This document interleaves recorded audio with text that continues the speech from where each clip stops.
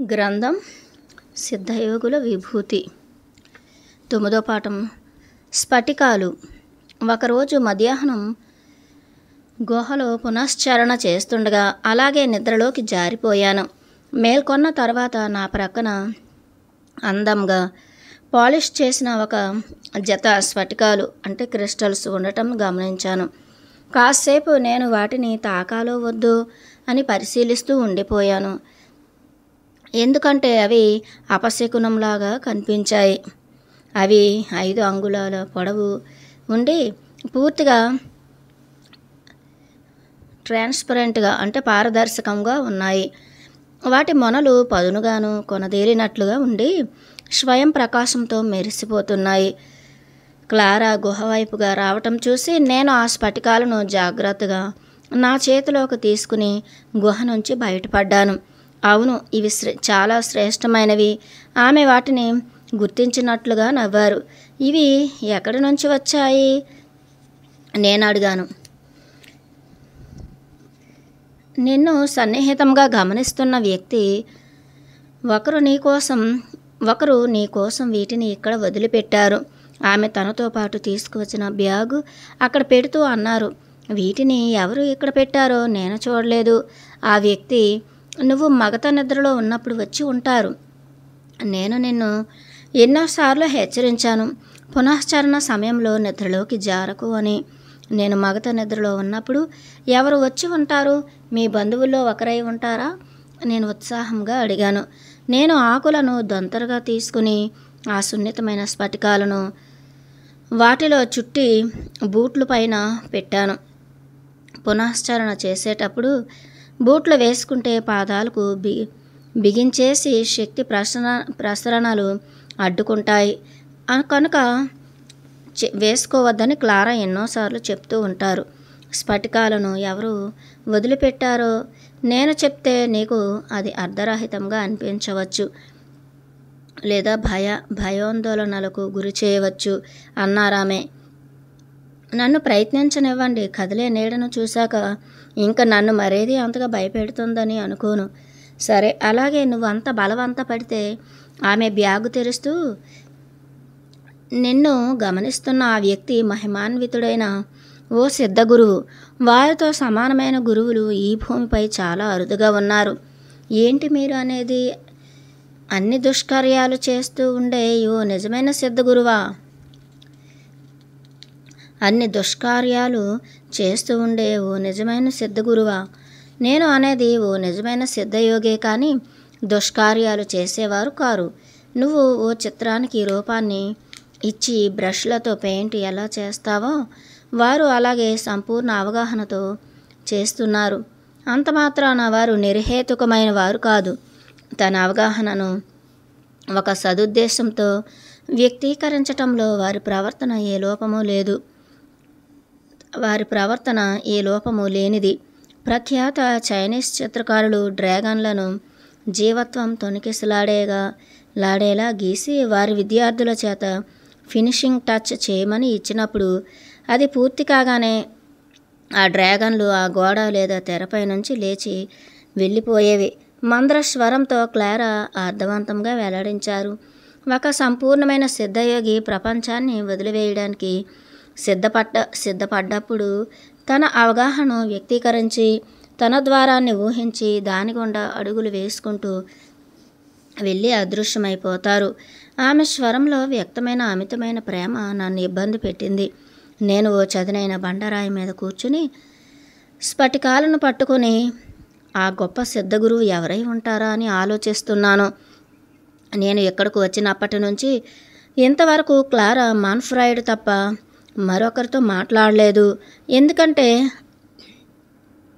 ఇంకెవరిని ఇక్కడ చూడనేలేదు. కనీసం క్లారా చెప్పే కేర్ టేకర్ని కూడా. అసలు నేను ఇక్కడకు వచ్చినప్పటి నుంచి ఆమెను మాన్ఫ్రాయిడ్ను తప్ప మరెవరిని ఇంతవరకు చూడలేదని ఆవిడకు గుర్తు చేద్దామని అనుకునేలోగా ఒకరోజు ఉదయాన నేను గుహ దగ్గర అందమైన వృక్షాల స్కెచ్ వేస్తున్నప్పుడు ఎవరో ఒక వ్యక్తిని చూసినట్లు గుర్తొచ్చింది. నాకు దాదాపు 100 అడుగుల దూరంలో గొంతు కూర్చుని తన పని కానిస్తున్నప్పుడు చూశాను. ఓ ప్రక్క నన్ను చలి వణికిస్తూ ఉంటే ఆకుపచ్చని విండు బ్రేకర్, గోధుమ రంగు ప్యాంటు, మరి ప్రత్యేకమైన ఎండుగడ్డితో ఉత్తర మెక్సికన్లు ధరించే పెద్ద టోపీతో నా దృష్టిని ఆకర్షించాడు. టోపీ ముఖంపై ఉరిగి ఉన్నందున తన ముఖ కవళికలను గుర్తించలేకపోయాను. కానీ అతను మంచి ఒడ్డు పొడువు ఉన్నాడు. ప్రక్కకు తిరిగి తన 2 చేతుల్ని ఛాతీపైన క్రాస్ చేసుకుని కూర్చున్నట్లు చూశాను. అనంతరం ఆశ్చర్యకరంగా అతను తన వీపుని నా వైపు పెట్టి తన 2 చేతుల్ని వెనుకకు తెచ్చి చేతివేళ్లు తగిలేలా చేశాడు.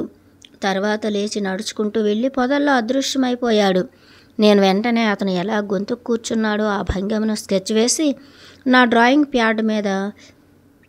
ప్యాడ్ క్రింద పెట్టేసి అతను చేసిన దాన్ని అనుకరించడానికి ప్రయత్నించాను.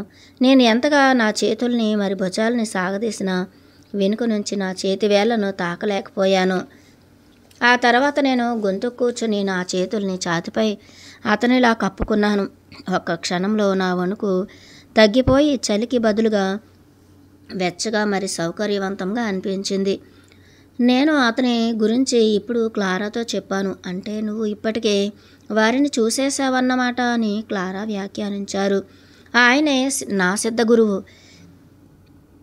క్లారా నవ్వుతూ నన్ను చేరి తన చేతిలో ఉన్న సంచిలో నుంచి నాకు మధ్యాహ్న భోజనం అందించారు. ఆయన చాలా అద్భుతమైన వ్యక్తి. తన భుజం ఎముకలను విడదీసి మళ్ళీ వాటిని అతికించటం మొదలైన పనులు వారికి చాలా సులభ సాధ్యం. నువ్వు పునఃశ్చరణ కొనసాగించి తగినంత శక్తిని సముపార్జిస్తే వారు నీకు తన కళను బోధిస్తారు. నువ్వు ఆయన్ను చూసినప్పుడు వారు చలితో పోరాడడానికి ఓ నిర్దిష్ట భంగిమ అయిన గొంతు కూర్చుని ఛాతీ చుట్టూ చేతులు వేసి కప్పుకోవటం వారు నీకు చూపించారు. అది యోగాలో రూపమా? క్లారా భుజాలు ఎగరేసి మీ దారులు మళ్ళీ కలిసినప్పుడు బహుశా వారంతట వారే నీకు సమాధానమిస్తారు. ఈలోగా నీకు విషయాలను స్పష్టం చేయడానికి ఈ స్ఫటికాలు ఖచ్చితంగా సహాయపడతాయని అనుకుంటాను అన్నారు. అంటే మీరు ఏమంటున్నారు క్లారా? నా ప్రశ్నలు విస్మరిస్తూ నువ్వు నిద్రలోకి వెళ్లే ముందు జీవితంలోని ఏ అంశాన్ని పునశ్చరణ చేస్తున్నావు?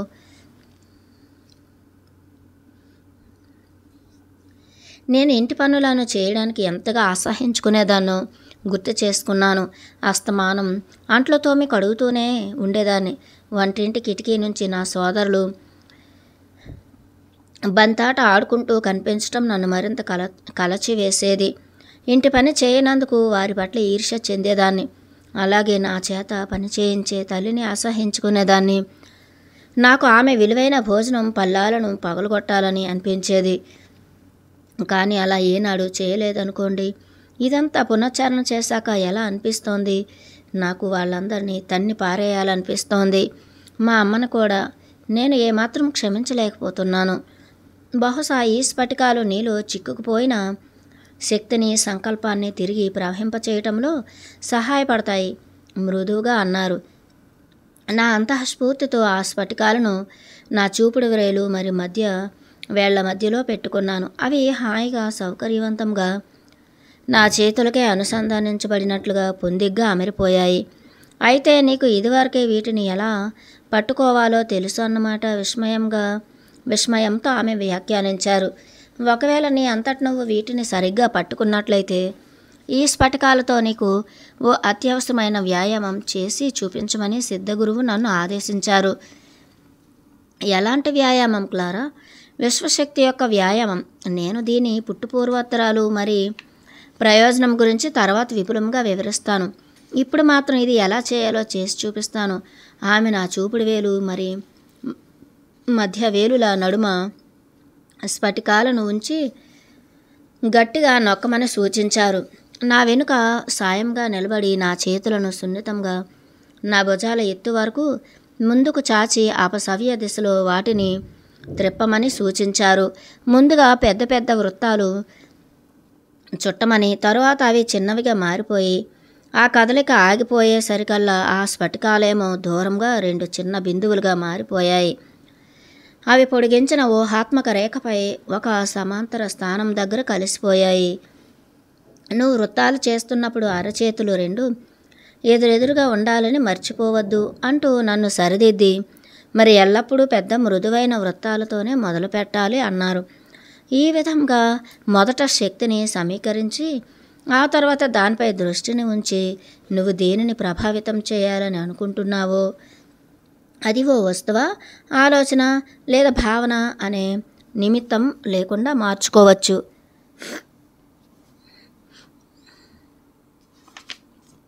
స్ఫటికాలపైన దృష్టి ఉంచి వాటిని ఎలా ప్రభావితం చేయగలం అని అడిగాను. స్ఫటికాలను కదిలించి వాటిపై నేను చూపించిన విధంగా దృష్టిని నిలిపినప్పుడు నువ్వు విషయాల నుంచి శక్తిని గ్రహిస్తావు. ఆమె వివరించారు. ఆ ప్రభావం ఒక బాంబును నిర్వీర్యం చేయడం లాంటిది. శిక్షణ దిశలో ఇంతవరకు నువ్వు చేయాల్సింది ఖచ్చితంగా ఇంతే. కానీ ఎట్టి పరిస్థితుల్లోనూ స్ఫటికాలను చేతిలో పట్టుకుని సవ్య దిశలో వృత్తాలుగా మాత్రం తిప్పవద్దు. ఒకవేళ నేను సవ్య దిశలో తిప్పినప్పుడు ఏం జరుగుతుంది అని అడిగాను. నువ్వు ఒక బాంబును తయారు చేసినట్లే, అంతేకాదు దాని ఫ్యూజ్ వెలిగించి ఒక గొప్ప విస్ఫోటనానికి కారణమవుతావు. సవ్య దిశలో తిప్పడం వల్ల శక్తి సమీకరణ జరిగి విషయాలను శక్తివంతం చేయడానికి ఉపయోగపడుతుంది.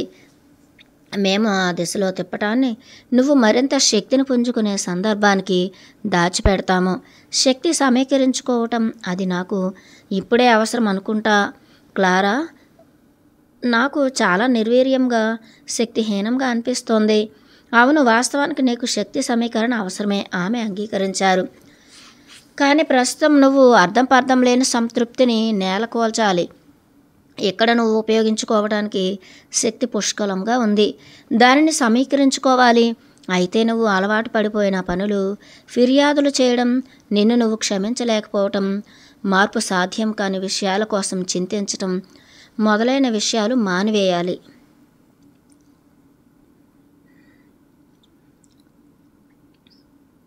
కానీ ప్రస్తుతం నువ్వు అర్థం లేని సంతృప్తిని నేలకోల్చాలి. ఇక్కడ నువ్వు ఉపయోగించుకోవడానికి శక్తి పుష్కలంగా ఉంది, దానిని సమీకరించుకోవాలి. అయితే నువ్వు అలవాటు పడిపోయిన పనులు అంటే సంస్కారాలు, గుణాలు, ఫిర్యాదులు చేయడం, నిన్ను నువ్వు క్షమించుకోలేకపోవడం, మార్పు సాధ్యం కాని విషయాల కోసం చింతించటం మొదలైన విషయాలు మానివేయాలి. ఈ ఆందోళనలు తగ్గించుకుంటే సానుకూల మరియు పోషణనిచ్చే శక్తి సమతుల్యతలో ఉంటూ స్వస్థతను చేకూరుస్తుంది. మరోవైపు స్ఫటికాలను సవ్య దిశలో త్రిప్పటం వల్ల సమకూరే శక్తి భయంకరమైన తీవ్రత కలిగి ఉండి ఆ క్షణంలో నువ్వు తట్టుకోలేనంత విధ్వంసకరమైన విస్ఫోటనాలను కలిగిస్తుంది. కాబట్టి ఎట్టి పరిస్థితుల్లోనూ దీన్ని ప్రయత్నించనని నువ్వు నాకు వాగ్దానం చెయ్యి. నేను మాట ఇస్తున్నా క్లారా, కానీ ఇది నాలో ఆసక్తిని రేకెత్తిస్తోంది. ఈ స్ఫటికాలను నీకు ఇచ్చిన సిద్ధగురువు నీ పురోగతిని గమనిస్తూనే ఉంటారు. కాబట్టి నువ్వు వాటిని దుర్వినియోగం చెయ్యొద్దు, ఆమె హెచ్చరించారు. ఆ సిద్ధగురువుకు నన్ను పర్యవేక్షించడంలో ఎందుకంత ఆసక్తి? నా ప్రశ్నలో అనారోగ్యకరమైన కుతూహలం నాకు అసౌకర్యంగా ఉన్నప్పటికీ ఉప్పొంగిపోయాను. నన్ను పరిశీలించటానికి ఓ మగాడు ఎంత ఇబ్బంది పడుతున్నాడు, అది దూరం నుంచి అయినా ఆయనకి నీపై ఆశలు ఉన్నాయి. క్లారా చాలా సాధారణంగా బదులు ఇచ్చారు. నా శరీరం తక్షణం అప్రమత్తమైంది. నా పిడికిలిని ఇంకో చేతిలోకి తీసుకుని కోపంతో పిచ్చెక్కినట్లు ప్రవర్తించాను. క్లారా చిరాకుగా, తెలివి తక్కువగా తప్పుడు నిర్ణయానికి రావద్దు. నువ్వు అపార్థం చేసుకుంటున్నావు. నేను నీకు భరోసా ఇస్తున్నా. ఎవరూ కూడా నీ ప్యాంట్లోకి దూరాలని ప్రయత్నించట్లేదు అన్నారు. నువ్వు నిజంగా నీ లైంగిక సంబంధాలను మరింత లోతుగా పునశ్చరణ చేయాల్సిన అవసరం ఉంది. అప్పుడు మాత్రమే నీ అర్థం లేని అనుమానాలు తొలగించుకోగలవు టైషా. ఆమె స్వరం ఏ భావము లేకుండా, ఎంచుకున్న పదాల్లో అసభ్యత లేకుండా ఎంతో కొంత హుందాగా ఉన్నాయి. నేను క్రింది కూర్చుని గొనిగినట్లుగా క్షమాపణలు కోరాను.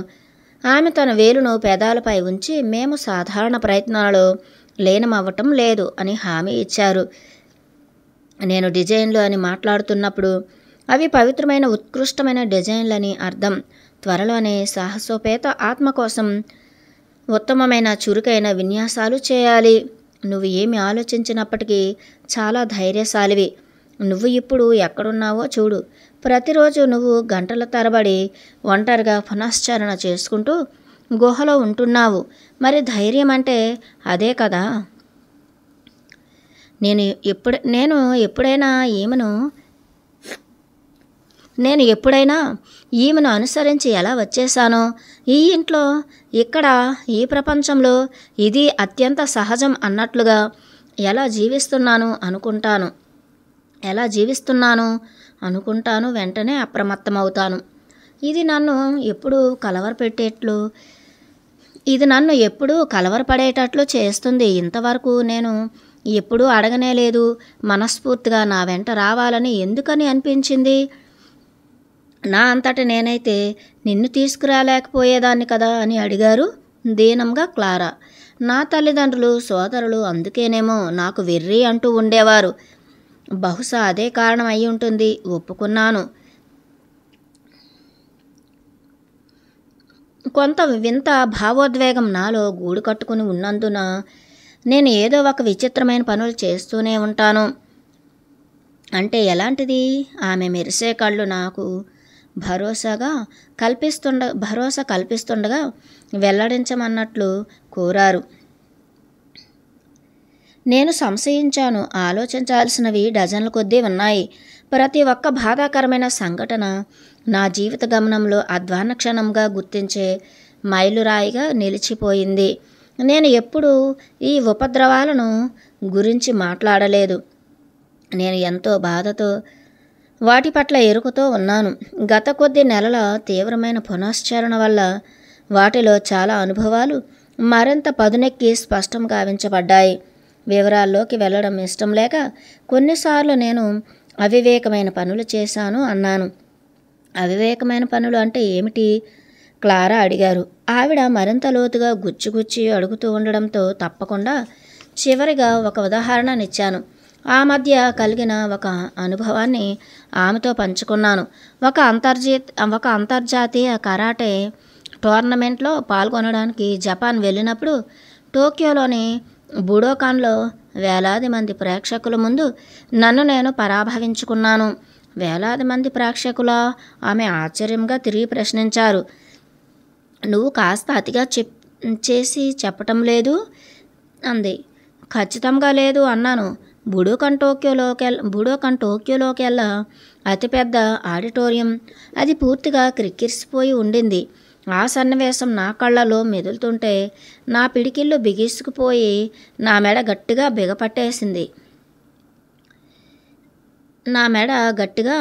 బిగబట్టేసింది. నేను ఇంకా కొనసాగించాలని అనుకోలేదు. పడుకున్న కుక్కలు అబద్ధం చెప్తే మాత్రం పోయేదేముంది? నేను నా కరాటే అనుభవాన్ని ఇప్పటికే పునశ్చరణ చేసుకున్నాను కూడా అన్నాను. నువ్వు నీ అనుభవాన్ని గురించి మాట్లాడటం ముఖ్యం.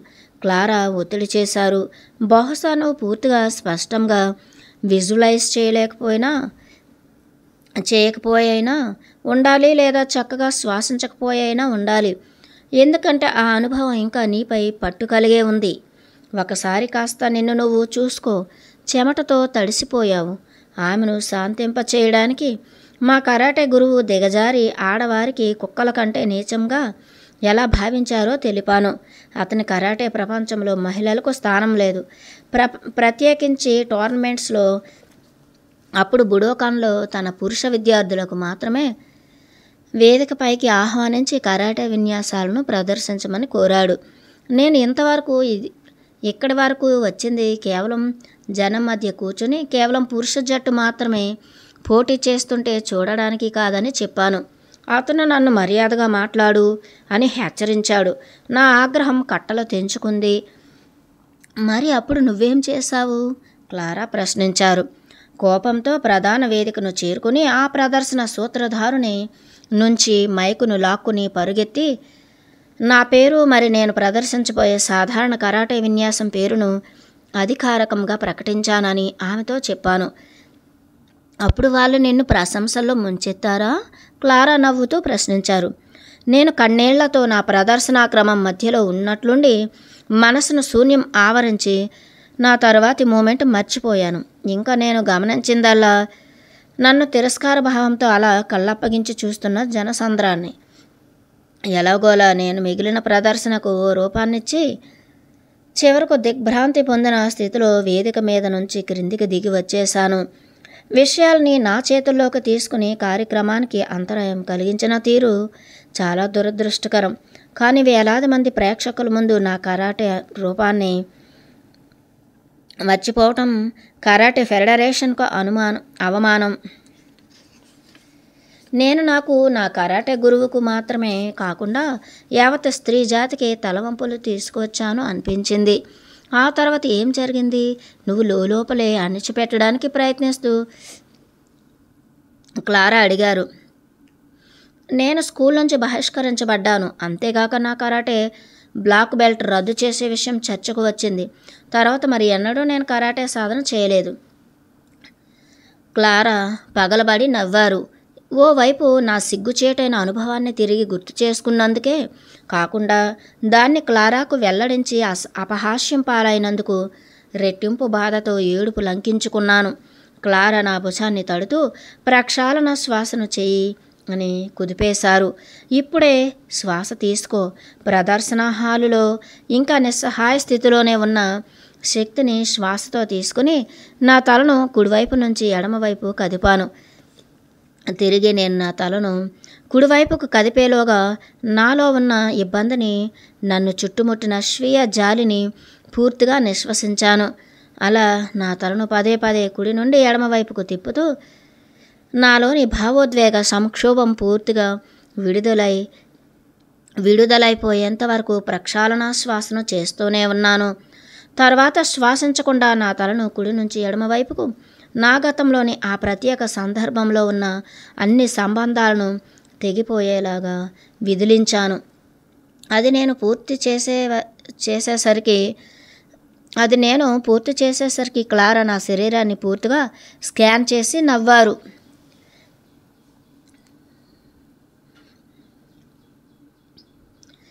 ఇక్కడ ప్రక్షాళన శ్వాసను చేయడం అంటే మనం ఒక్కసారి మన తలను ఇలా కుడి భుజం మీదకి ఉంచుకుంటూ ఇలా కుడి భుజం వైపు తిప్పి మనం గట్టిగా శ్వాసను లోపలికి తీసుకోవాలి. అంటే మన తలను ఇలా ప్రక్కకు కుడివైపుకు తిప్పి మనం లోపలికి కడుపు నిండా శ్వాసను నెమ్మదిగా తీసుకుని అలా నెమ్మదిగా తలను మళ్ళీ ఎడమ భుజం వైపుకి తీసుకురావాలి. ఇలా ఇటువైపు తిప్పుకోవాలి. లెఫ్ట్ సైడ్ తిప్పుకొని ఎడమ భుజం దగ్గర తీసుకున్న ఆ గాలిని అంతా కూడా విడిచిపెట్టాలి. అంటే మనం లోపలికి తీసుకునే శ్వాస ద్వారా మనం ఏవైతే గతంలో మనల్ని బాధ పెట్టే సంఘటనలు అవన్నీ కూడా మనం ఒక్కసారి ఫీల్ అవ్వాలి. అవమానాలు, బాధలు, మన దుఃఖాలు అన్నీ కూడా ఒక్కసారి ఫీల్ అయ్యి అలా నెమ్మదిగా కడుపు నిండా శ్వాస పీల్చుకొని కుడివైపున భుజం దగ్గర అలా నెమ్మదిగా తల ఎడమవైపు భుజం వరకు తెచ్చుకొని అక్కడ అవన్నీ విడిచిపెట్టేయాలన్నమాట. అవన్నీ విడిచిపెట్టేయాలి. అంటే మనం ఇది పునశ్చరణ ప్రక్షాళన అంటామన్నమాట. అంటే మనం గతంలోకి మళ్ళీ వెళ్ళి ఆ సంఘటనలోకి వెళ్ళి ఆ మనుషుల్ని, ఆ సంఘటనల్ని, అవన్నీ కూడా మన యొక్క తప్పిదాలు, మన యొక్క తప్పులు, అవతల వాళ్ళు చేసేవి కానీ అన్నింటినీ కూడా ఒక్కసారి గుర్తు చేసుకొని అన్నింటినీ మనం అవన్నీ కూడాను ఎడమవైపు ఇలా భుజం దగ్గరికి తీసుకొచ్చి శ్వాస ద్వారా మనం విడిచిపెట్టేయాలి. ఇది ప్రక్షాళన శ్వాస చేయడం అంటే. మనం కూడా ఎప్పుడైనా ఎమోషనల్గా ఎవరైనా సరే మనల్ని ఏదైనా అంటే ఇప్పటికిప్పుడు మనం ఈ ప్రక్షాళన శ్వాస చేసుకోవచ్చు. ఈ ఎక్సర్సైజ్ చేయొచ్చు. చక్కగా తలని ఈ కుడి భుజం వరకు తెచ్చుకొని మనం చక్కగా ఆ శ్వాసలు పీల్చుకొని మళ్ళీ ఎడమ భుజం దగ్గరికి తీసుకొచ్చి విడిచిపెట్టేస్తూ ఉండాలన్నమాట. ఆ యొక్క భావోద్వేగాలు, ఆ కోపాలు, ద్వేషాలు, ఈర్ష్యలు అవన్నీ కూడా విడిచిపెట్టేస్తూ మనల్ని మనం ఎప్పటికప్పుడు హీల్ చేసుకుంటూ ఉండాలి. ఎరుకతో ఉండాలి.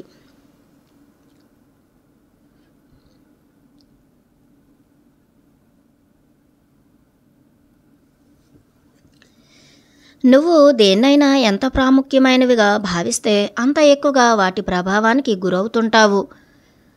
నువ్వు దేన్నైనా ఎంత ప్రాముఖ్యమైనవిగా భావిస్తే అంత ఎక్కువగా వాటి ప్రభావానికి గురవుతుంటావు.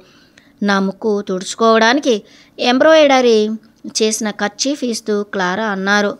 జరిగిన స్వయంకృత అపరాధం అంతా కూడా నీకు నువ్వే ఆపాదించుకున్న తప్పుదోవ పట్టించే వ్యక్తిగత విలువ వల్లనే జరిగింది. ఇంకా నీ పేలవమైన ప్రదర్శన ద్వారా మరింత అవమానాన్ని, గాయపడ్డ అహంకారానికి నీకు నువ్వే అదనంగా జోడించావు. ఓ క్షణం మౌనం దాల్చి నాకు తేరుకోవడానికి సమయం ఇచ్చి చివరకు ఆమె అడిగారు, నువ్వు కరాటే సాధన ఎందుకు వదిలేశావు? విమర్శలకు డస్సిపోయి వెంటనే అన్నాను. ఆమె అడ్డంగా తలాడిస్తూ, లేదు, నువ్వు ఎందుకు వదిలేశావంటే ఆ దురదృష్టకర సంఘటన తర్వాత ఎవరూ నీపై శ్రద్ధ కనబరచలేదు. నువ్వు అర్హురాలివని భావించే గుర్తింపు పొందలేకపోయావు. క్లారా చెప్పేది సత్యమేనని నిజాయితీగా ఒప్పుకోవాల్సిందే. ఎందుకంటే నేను గుర్తింపుకు అర్హత కలిగిన దాన్ని అని విశ్వసిస్తూ ఉండేదాన్ని. నేను అనాగరికంగా, మూర్ఖంగా, ఉద్విగ్నంగా చేసే ప్రతి కర్మ కూడా నా స్వీయ ప్రతిబింబాన్ని పెంచి నాతో పోటీ చేసిన వారందరికన్నా నేను మెరుగు అనే రుజువు చేసేది.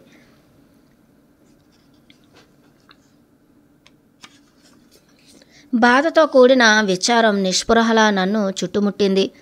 నాకు శ్వాస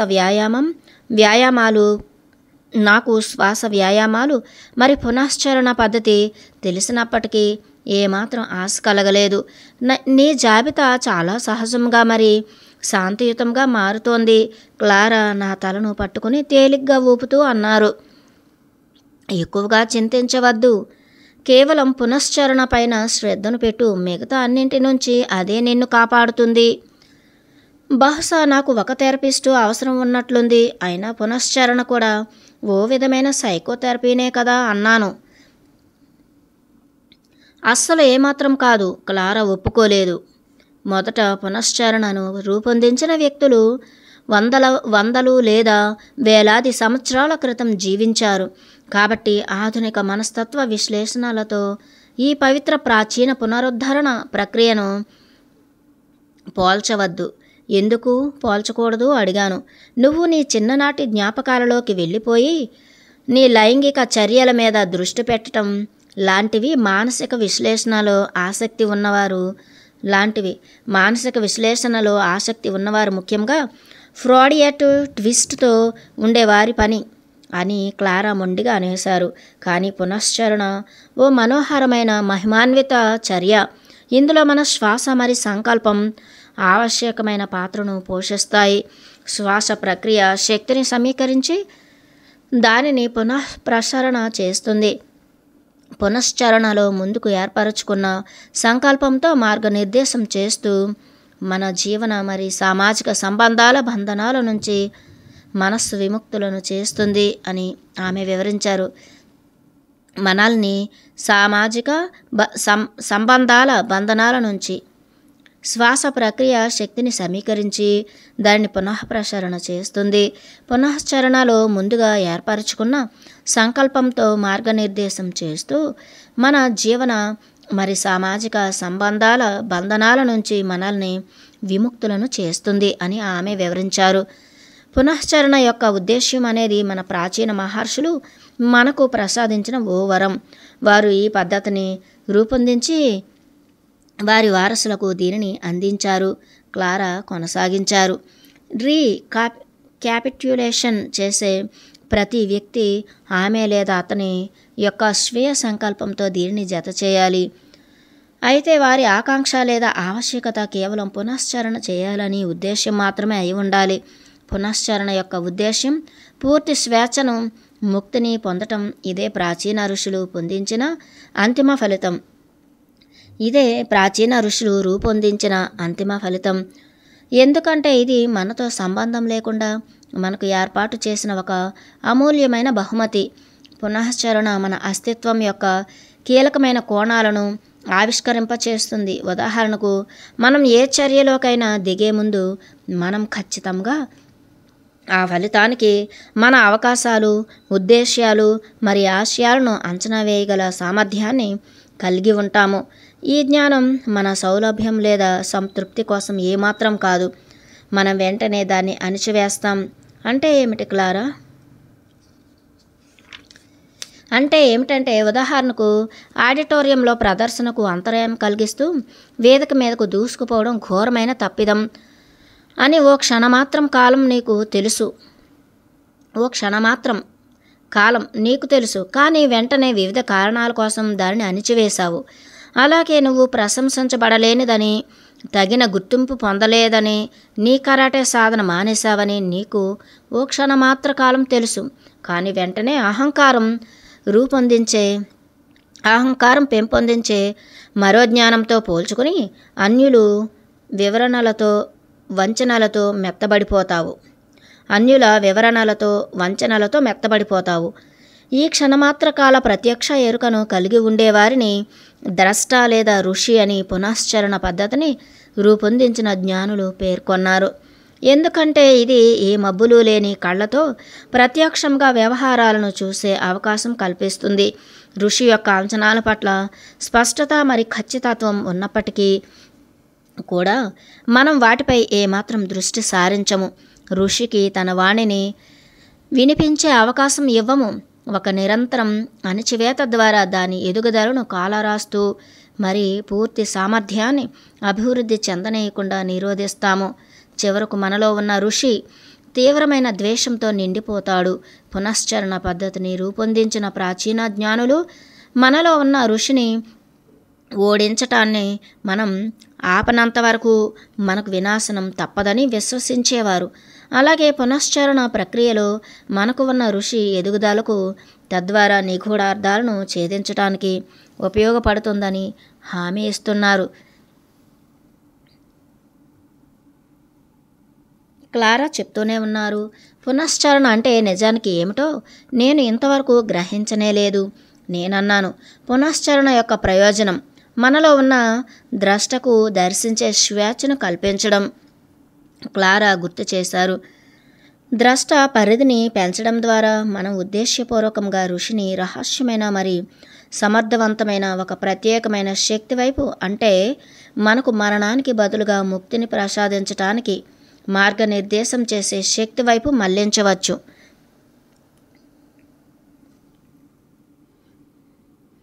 ఇందుకే నేను ఎప్పుడు పునశ్చరణ ద్వారా నువ్వేం కనుగొన్నావని పట్టుబట్టేది. క్లారా అన్నారు. నీలోని ఋషిని పైకి తీసుకువచ్చి మాట్లాడే అవకాశాన్ని కల్పిస్తే తానేం చూస్తున్నది చెప్తాడు. నాకు ఆమె చెప్పేదంతా అర్థం చేసుకోవడంలో కానీ దానికి అంగీకరించడంలో కానీ ఏ సమస్య లేదు. నాకు ఖచ్చితంగా తెలుసు నాలో ఏదో ఉందని, దానికి ఏంటో అన్నీ చక్కగా తెలుసని. అయితే నేను దాని సలహా ఇచ్చే సామర్థ్యాన్ని అణచివేస్తున్నానని కూడా తెలుసు. ఎందుకంటే సాధారణంగా అది నేను ఆశించే లేదా వినాలనుకునే దానికి భిన్నంగా ఉంటుంది కాబట్టి. ఓ క్షణిక అంతర్దృష్టి అనుభవాన్ని నేను క్లారాతో పంచుకోవాల్సి ఉంది. అది ఎప్పుడు అంటే నేను దక్షిణ ప్రాంతంలో ఉన్నప్పుడు ఉద్దేశపూర్వకంగా నాలోని ద్రష్ట యొక్క మార్గదర్శకత్వాన్ని, సహాయాన్ని కోరాను. ఆ ఒక్కసారి మాత్రమే ఎందుకు దాన్ని అనుసరించానో వివరించలేనని చెప్పాను. ఏదో ఓ రోజు అన్నీ నీకు వివరించబడతాయి ఆమె వాగ్దానం చేశారు. కానీ ఆమె నవ్వే తీరు చూస్తే మాత్రం తాను ఏనాటికి అది చెప్పడానికి ఇష్టపడరు అన్నట్లుగా ఉంది. క్లారా నన్ను గుహకు తిరిగి వెళ్ళి మరికొన్ని గంటల పాటు ఉండిపోయి ఆ తర్వాత ఇంటికి వచ్చి రాత్రి భోజనానికి ముందు ఓ కునుకు తీయమని సూచించారు.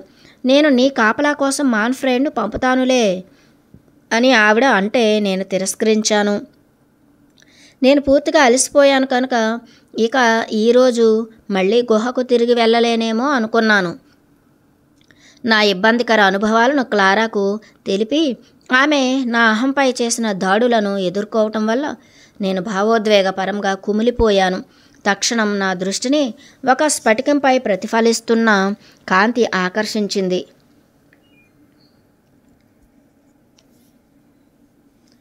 స్ఫటికాలపై దృష్టి సారించడంతో నా మనస్సు స్థిమితపడింది. సిద్ధగురువు నాకు ఈ స్ఫటికాలు ఇవ్వటంలో గల కారణాలను చెప్పమని క్లారాను కోరాను. నిజానికి వారు స్ఫటికాలను ఇవ్వలేదని, వాటిని నా కోసం ఆయన స్వాధీనం చేసుకున్నారని జవాబు ఇచ్చారు.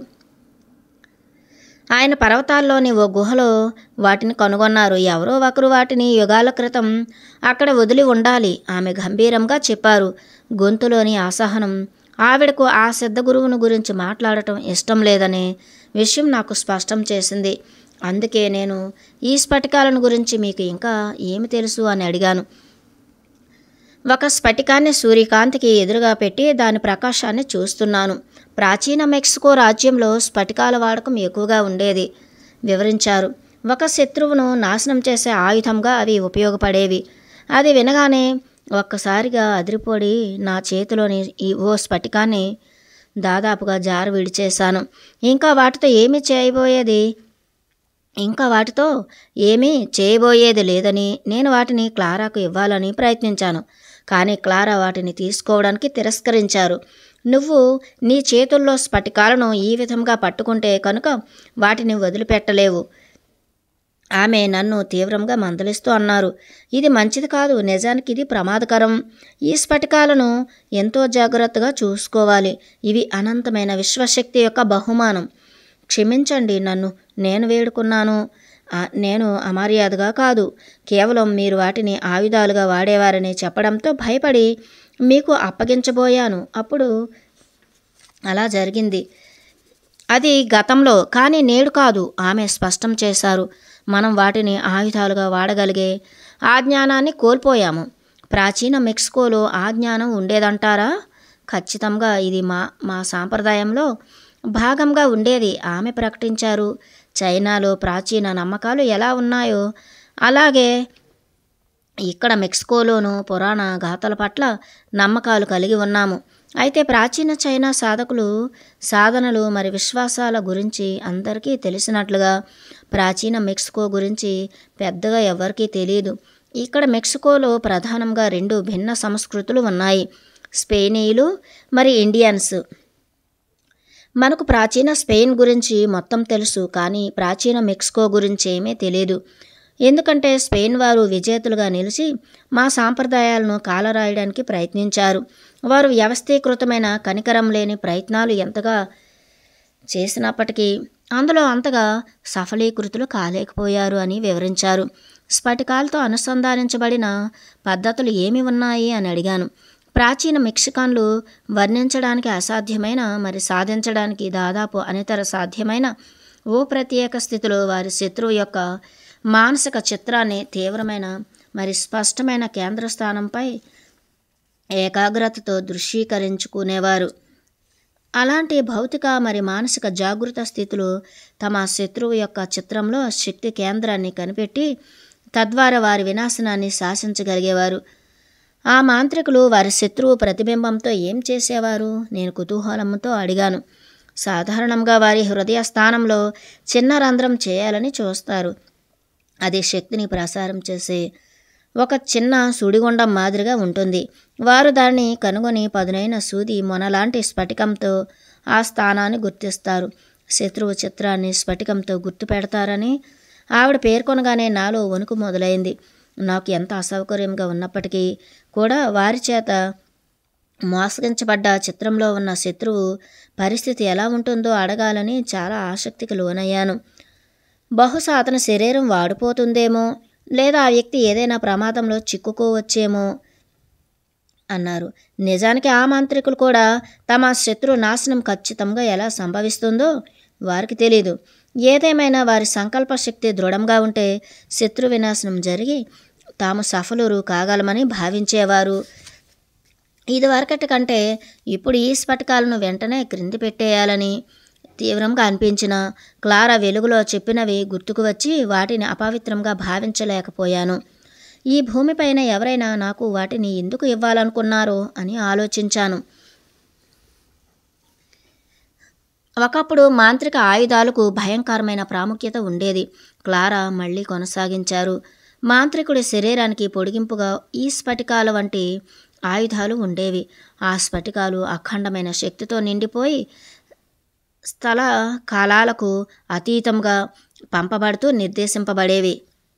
అయితే అన్నింటికన్నా ఉత్కృష్టమైన ఆయుధం ఓ స్ఫటిక బాణము కాదు, లేదా ఓ ఖడ్గం, మరే తుపాకీనో కాదు. అది మానవ శరీరం. మానవ శరీరాన్ని, శక్తిని సమీకరించి నిల్వ చేసుకుని మరి ఆ శక్తిని మార్గనిర్దేశం చేసే ఓ సాధనంగా మార్చుకోవచ్చు. మన శరీరాన్ని ఒక జీవ సంబంధమైన ప్రాణిగా లేదా శక్తి వనరుగా ఎలాగైనా భావించవచ్చు. క్లారా వివరించారు. ఈ శరీరం కఠినంగా, దృఢంగా ఉండవచ్చు, లేదా మృదువుగా, కోమలంగా ఉండవచ్చు. ఇదంతా మన భాండాగారం యొక్క జాబితా స్థితిపై ఆధారపడి ఉంటుంది. మన మనోభాండాగారం ఖాళీగా ఉంటే మన శరీరం ఖాళీగా ఉంటుంది. మరి అప్పుడే అనంత విశ్వం నుంచి ప్రాణశక్తి దాని గుండా ప్రవహిస్తూ ఉంటుంది. మనల్ని మనం ఖాళీ చేసుకోవడానికి ఒక గాఢమైన పునశ్చరణ స్థితిలోకి వెళ్ళి ఏ ఆటంకాలు లేకుండా కేవలం నిశ్శబ్దంలో విశ్వశక్తిని మన గుండా ప్రవహించనేయాలి. ఆమె ఒత్తి పలికారు. కేవలం నిశ్శబ్దంలో మాత్రమే మనలోని ద్రష్టకు పూర్తి పాలనను అప్పజెప్పగలం, లేదా విశ్వమంతా పరివ్యాపించి ఉన్న శక్తిని మన యొక్క వ్యక్తిగత సంకల్పంగా మార్చుకోనుగలం. అనవసరమైన అడ్డుపడే జాబితాను పూర్తిగా మనంతటా మనం ఖాళీ చేసుకుంటే శక్తి దానంతట అదిగా మనలోకి వచ్చి చేరి నిల్వ ఉంటుంది. తగినంత సహజంగా సమీకరించుకోగానే ఆ శక్తి మన ప్రాబల్యంగా మారుతుంది. ఓ పెద్ద శబ్దం, ఒక మృదువైన స్వరం నీది, కానీ ఓ భావన అనూహ్యంగా ముంచెత్తే ఓజస్సు లేదా శ్రేయస్సు, వీటిలో ఏదైనా సంకల్పం యొక్క ఉనికిని ప్రకటించగలవు. క్లారా తన చివరి విశ్లేషణలో శక్తి మనలోకి వచ్చి చేరేటప్పుడు మనం మెలకువగా ఉన్నా లేదా స్వప్నాలలో ఉన్నా ఏమాత్రం తేడా ఉండదు. ఈ రెండు సందర్భాల్లోనూ ఇది సమానంగా చేరుతుంది. అయితే స్వప్నించేటప్పుడు ఇది మరింత అస్పష్టంగాను మరి శక్తివంతంగానూ ఉంటుంది. మనం మెలకువగా ఉన్నప్పుడు దేన్ని అనుభవిస్తామో దానిని స్వప్నాలలో ఆచరణలో పెడతాం అని కొనసాగించారు. అలాగే స్వప్నాలలో పొందిన అనుభవాల శక్తిని మెలకువగా ఉన్నప్పుడు ఉపయోగించుకుంటాము. నిజానికి నిద్రకు, మెలకువకు సంబంధం లేకుండా ఎల్లప్పుడూ ఎరుకతో ఉండడమే కావలసింది. ఆమె నన్ను చూస్తూ ఆ వాక్యాన్ని పునరావృతం చేశారు. ఎల్లప్పుడూ ఎరుకతో ఉండడమే కావలసింది. క్లారా ఓ క్షణం నిశ్శబ్దం వహించారు. ఎల్లప్పుడూ ఎరుకతో ఉండడమే కావలసింది. క్లారా ఓ క్షణం నిశ్శబ్దం వహించారు. ఆ తర్వాత ఆమె చెప్పినది నాకు ఏమాత్రం హేతుబద్ధంగా అనిపించలేదు. కాలాన్ని గురించి ఎరుకతో ఉన్నప్పుడు ఓ మనిషి యొక్క జీవితకాలాన్ని 100 సంవత్సరాలుగా చేయవచ్చు అన్నారు. ఇది అసంబద్ధంగా ఉంది.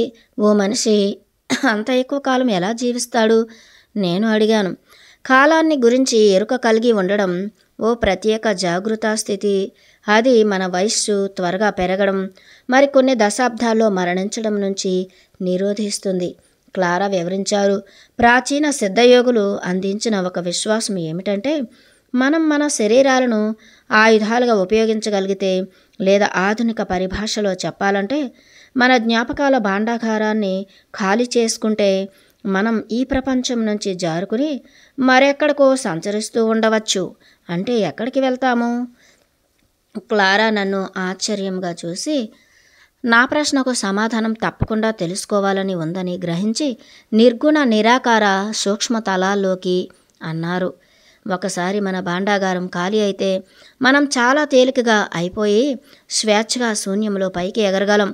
మరేది మనల్ని ఎగరనీయకుండా ఆపలేదు. అప్పుడు ఈ ప్రపంచంలోకి మనం యవ్వనంగా, నవ్యంగా, దివ్యంగా తిరిగి రావచ్చు. రాయిపై కూర్చున్నందుకు అసౌకర్యంగా కదులుతూ అన్నారు. కానీ ఇదంతా కేవలం ఒక నమ్మకం అంతేగా? క్లారా అడిగాను.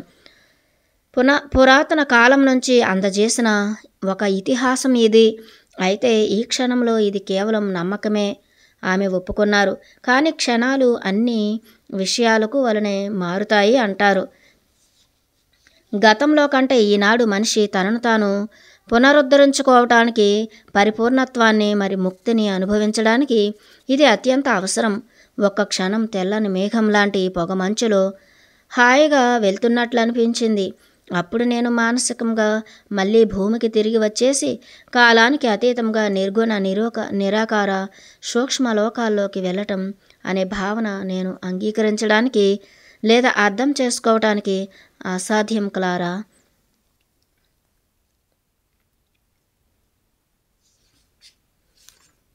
ఇది నా సాంప్రదాయంలో భాగం కాదు. మీరు చెప్పినట్లు ఇది నా భాండాగారం యొక్క జాబితాలో కూడా భాగం కాదు. లేదు, కాదు, ఇది పరిపూర్ణ సాధన. ఇది నా సాంప్రదాయంలో భాగము కాదు. మీరు చెప్పినట్లు ఇది నా భాండాగారం యొక్క జాబితాలో కూడా భాగం కాదు. లేదు, కాదు, ఇది పరిపూర్ణ సాధన.